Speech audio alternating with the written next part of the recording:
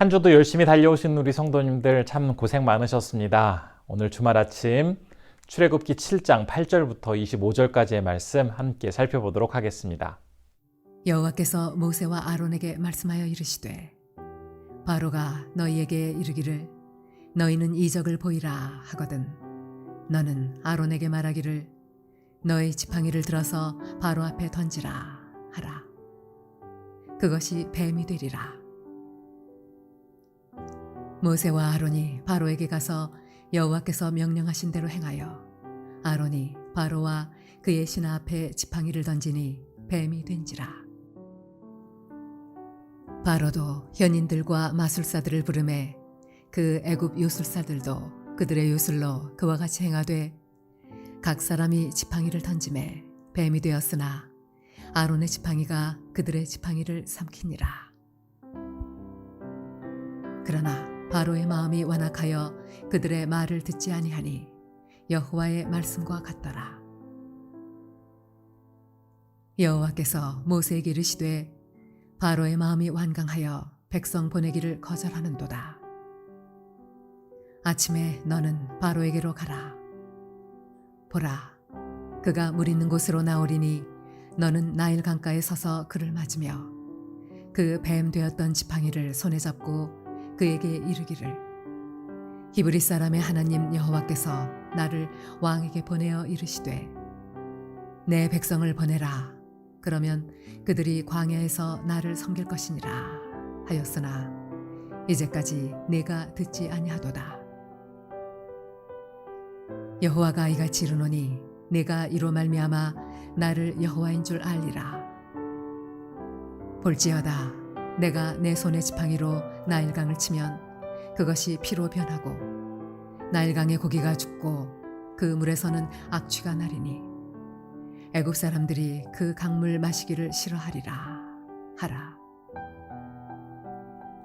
여호와께서 또 모세에게 이르시되 아론에게 명령하기를 네 지팡이를 잡고 네 팔을 애굽의 물들과 강들과 운하와 못과 모든 호수 위에 내밀라 하라.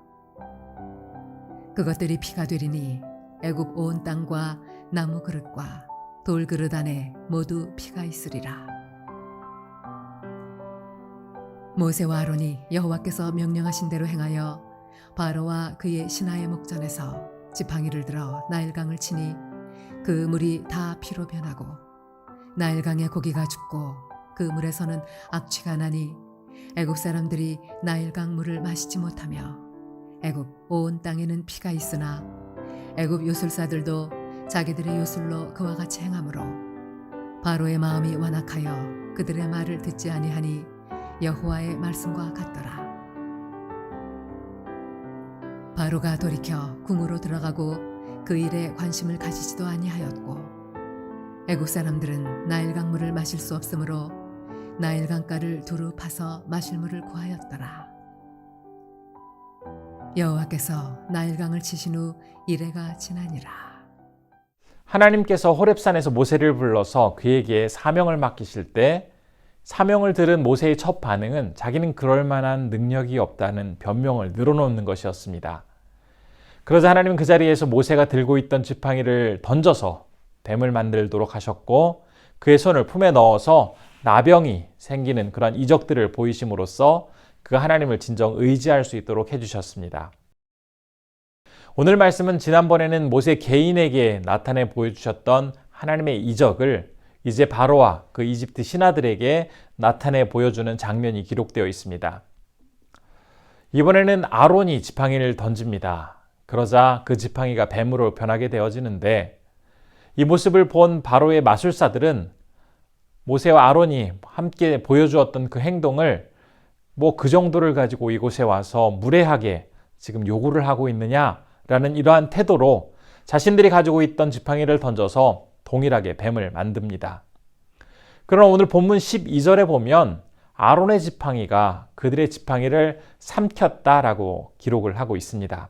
여기서 삼키다는 히브리 단어는 나중에 이스라엘 백성들이 출애굽하고 나서 홍해를 만나게 되었을 때 하나님께서 이집트의 군대를 홍해에다 다 몰살시키는 장면을 기록하고 있는 출애굽기 15장 그 내용 중에서 특별히 12절에서 주께서 오른손을 드신 땅이 그들을 삼켰나이다 라는 이러한 표현으로 다시 사용되어집니다. 이 장면을 생각해 볼 때 아론이 지팡이를 던져서 만든 그 뱀이 바로 바로의 술사들이 던져서 만든 그 뱀을 잡아먹었다라는 이 표현은 바로와 그 신하들이 하나님 앞에서 맞서며 철저히 대적하고 있지만 결국 하나님께서 그들 모두를 다 삼켜버리고 말 것임을 경고하는 그러한 장면입니다. 하나님의 경고는 이제 실제적으로 이어지는 그 이집트에 내려진 재앙을 통해서 구체적으로 나타나게 됩니다. 본문 14절부터 25절까지의 말씀은 이제 이집트의 멸망을 알리는 첫 번째 종소리가 나일강 위에 울리고 있음을 보여주고 있습니다. 나일강은 이집트 사람들에게 너무나 소중한 그러한 강입니다.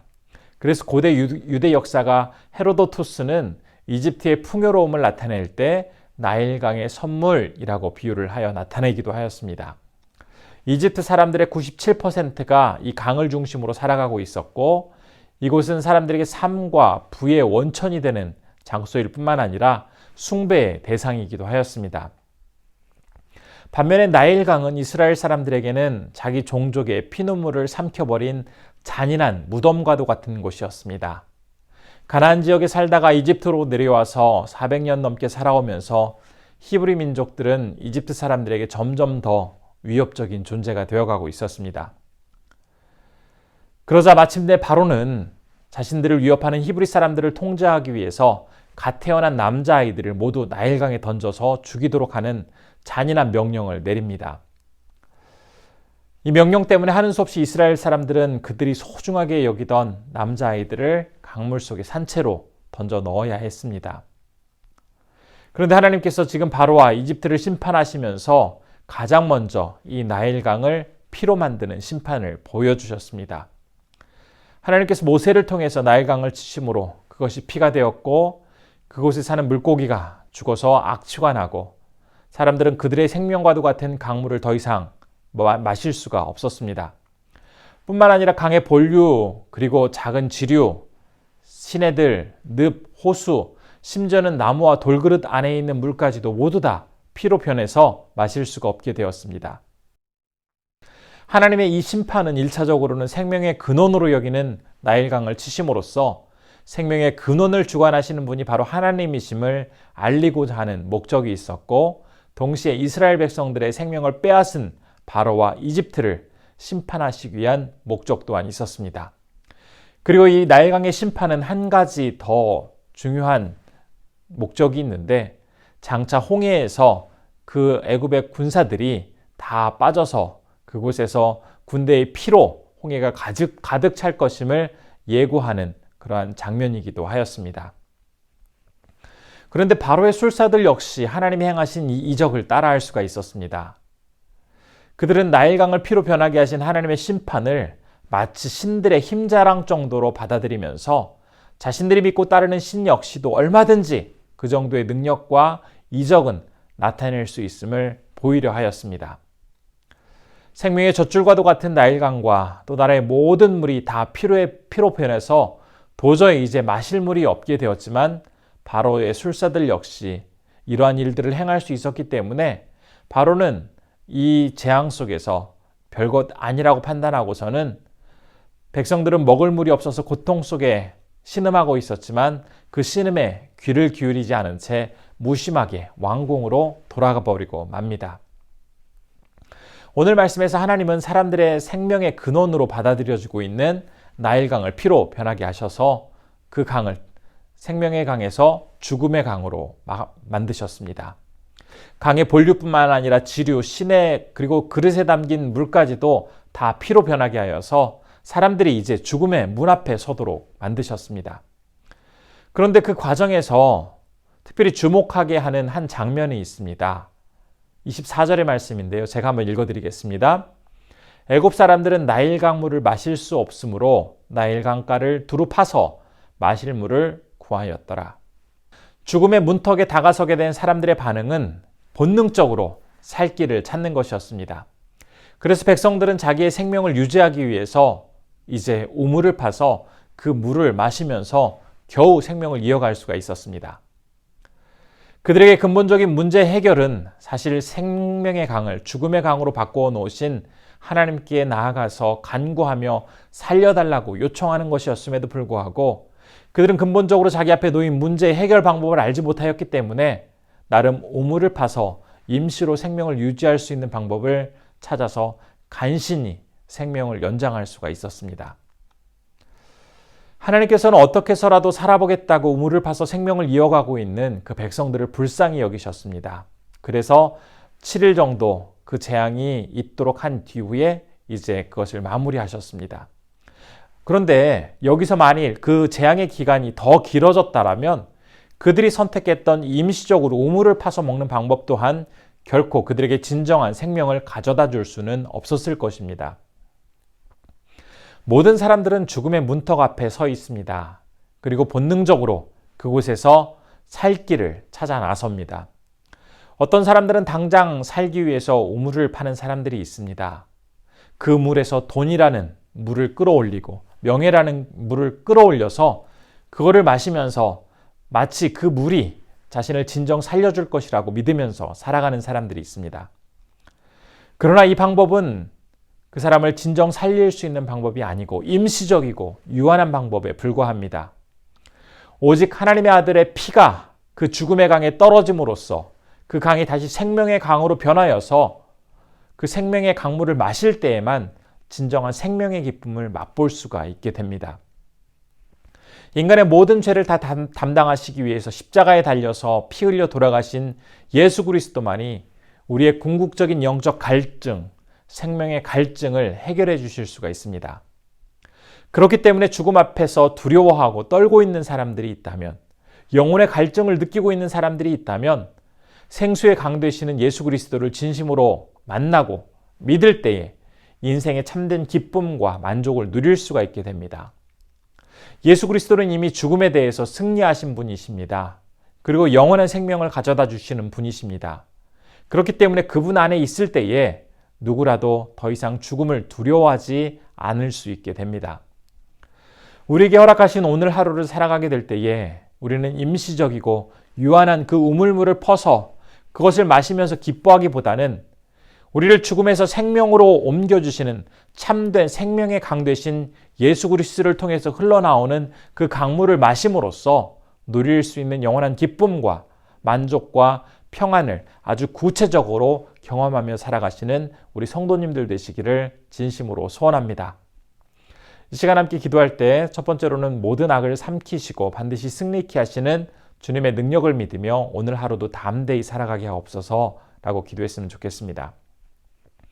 두 번째로는 임시적이고 유한한 우물물을 마시는 것에 만족할 것이 아니라 영원한 생명의 강 되시는 예수 그리스도를 통해서 흘러나오는 치유와 회복의 강물을 마시면서 늘 기쁘게 살아가게 하옵소서라고 기도했으면 좋겠습니다.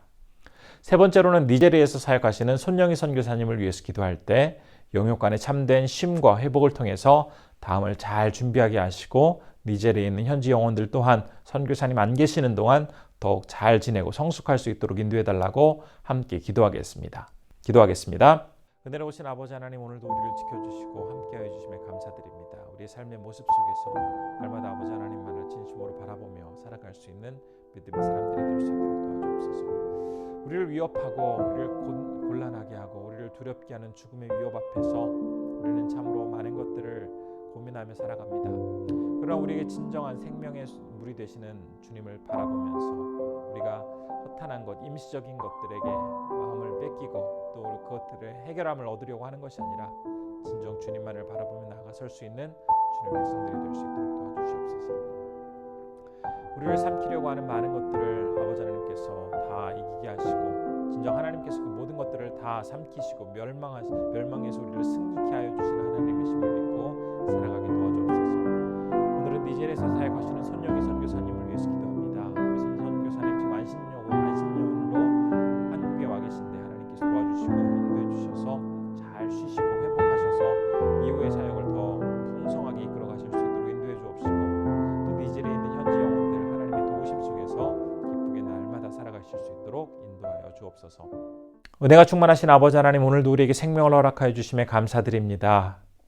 우리를 삼키려고 하고 우리를 위협하는 수많은 원수의 공격 앞에서 결국 그것들을 다 무찌르시고 그것들을 삼키시는 승리하시는 하나님을 더욱더 굳건하게 믿고 이 하루 우리가 담대하게 살아갈 수 있도록 인도해 주옵소서. 간절히 주님 앞에 기도하기를 소원하옵는 것은 죽음의 위협 앞에서 우리가 겨우 임시적으로 유한하게 살아남을 수 있는 그 우물물을 마시면서 기뻐할 것이 아니라 참된 영원한 생명의 강 되시는 예수 그리스도로부터 흘러나오는 그 물을 마시면서 기쁨으로 영원히 살아갈 수 있는 주님의 사람들이 될 수 있도록 우리를 붙잡아 주옵소서. 아버지 하나님, 오늘 특별히 니젤에서 사역하시는 손영희 선교사님을 위해서 기도합니다. 한국에서 안식년을 취하시는 동안에 잘 회복하게 하시고 또 좋은 것들을 보게 하시고 경험하게 하셔서 이후 사역이 더욱더 충만한 열매들이 맺혀질 수 있도록 우리 손 선교사님 붙잡아 주시고 니제리에 있는 우리 영혼들 또한 건강하게 지켜주셔서 선교사님 한국 나와 계시는 동안에 그들 더욱 성숙하게 하시고 주님 안에서 기쁘게 살아갈 수 있도록 그 영혼들도 붙잡아 주시옵소서. 오늘 이제 주말을 맞이하여서 우리 성도님들 어느 곳에 계시든지 하나님 그 가정과 하는 모든 일들이 평안하게 하시고 기도와 말씀 속에서 내일 주일을 잘 준비하실 수 있도록 우리 성도님들 붙잡아 주옵소서. 모든 것 주님께 의탁드리오며 예수님의 이름으로 기도드리옵나이다. 아멘.